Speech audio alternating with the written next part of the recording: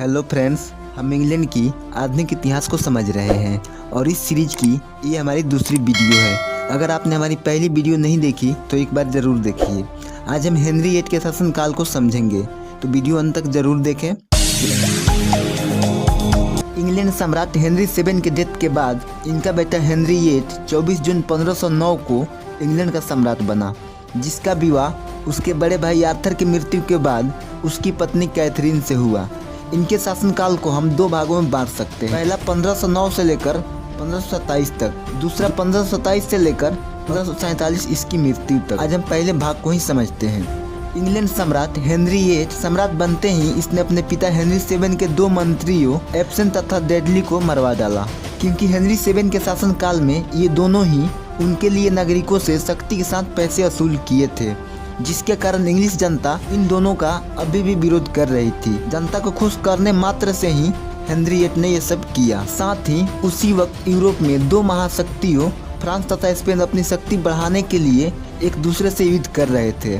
France Italy को जीतकर अपनी शक्ति का गौरव बढ़ाना चाहता था, जिसे रोकने के लिए स्पेन का सम्राट, रोम के पोप तथा जर्मन सम्राट ने मिलकर एक संघ बनाया, जिसे होली लीग कहा गया। हालांकि उस वक्त तक जर्मनी 300 छोटे बड़े राज्यों में विभाजित था और इन्हीं राज्यों के 7 शासकों को जर्मन सम्राट चुनने का अधिकार था और उस सम्राट को पवित्र रोमन साम्राज्य कहा जाता था। इस लीग में हेनरी VIII भी शामिल हो गए, क्योंकि फ्रांस से हारे हुए 100 वर्षीय युद्ध का उसे बदला लेना था।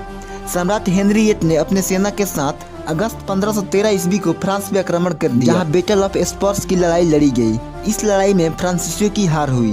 तब फ्रांसीसियों ने इंग्लैंड से युद्ध करने के लिए स्कॉटिश सम्राट जेम्स IV को उकसाया, क्योंकि उस वक्त तक स्कॉटलैंड फ्रांस का घनिष्ठ मित्र था और फ्रांस के कहने पर ही स्कॉटिश सम्राट जेम्स IV ने अपनी सेना लेकर 9 सितंबर 1513 को इंग्लैंड पर आक्रमण कर दिया। इस प्रकार बैटल ऑफ फ्लोडेन की लड़ाई लड़ी गई, जिसमें हेनरी VIII के मौजूदगी के बिना ही अंग्रेजों ने स्कॉटिश सेना को पराजित कर जेम्स IV को मार डाला। परंतु इस युद्ध में होली लीग के सदस्यों ने इंग्लैंड का साथ नहीं दिया, जिसके कारण इंग्लैंड सम्राट हेनरी VIII की बहन मैरी का विवाह फ्रांसीसी सम्राट लुई XII से कर दिया गया।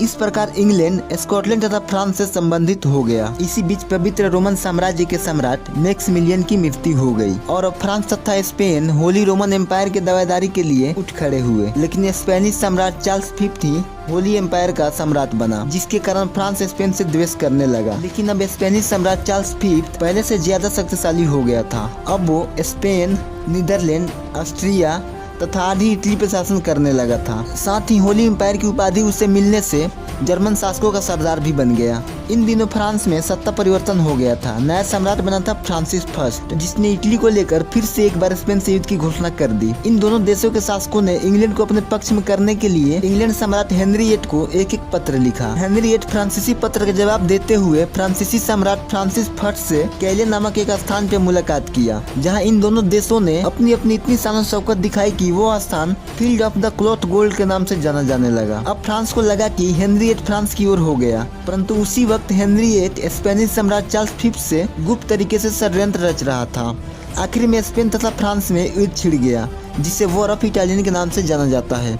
1521 ईस्वी से लेकर 1526 ईस्वी तक चले इस युद्ध में हेनरी VIII ने स्पेन का ही साथ दिया। इसके दो कारण थे। पहला, फ्रांस इंग्लैंड का पुराना शत्रु था। दूसरा, थॉमस बुल्जे जो एक किसान परिवार से आता था, उसने कम आयु में ही ऑक्सफोर्ड विश्वविद्यालय से BA की डिग्री हासिल कर इंग्लैंड सम्राट हेनरी VIII से नौकरी के लिए मिला।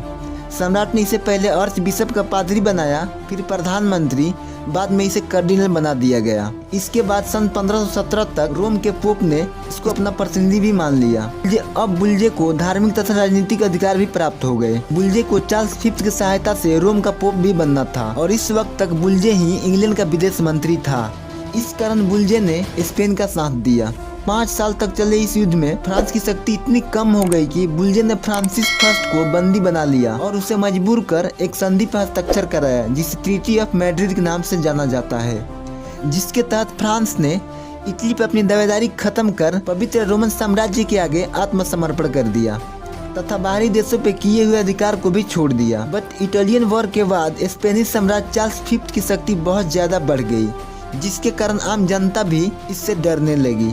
इसी बीच स्पेन तथा इंग्लैंड में भी झगड़ा चलने लगा, क्योंकि इंग्लैंड को यूरोप का पावर ऑफ बैलेंस बनाए रखना था ताकि कोई देश ज्यादा शक्तिशाली ना हो। अब यहाँ से इंग्लैंड फ्रांस का समर्थन करने लगा, जिसे हम नेक्स्ट चैप्टर में समझेंगे। वीडियो को लाइक करें, चैनल को सब्सक्राइब करें और शेयर जरूर करें।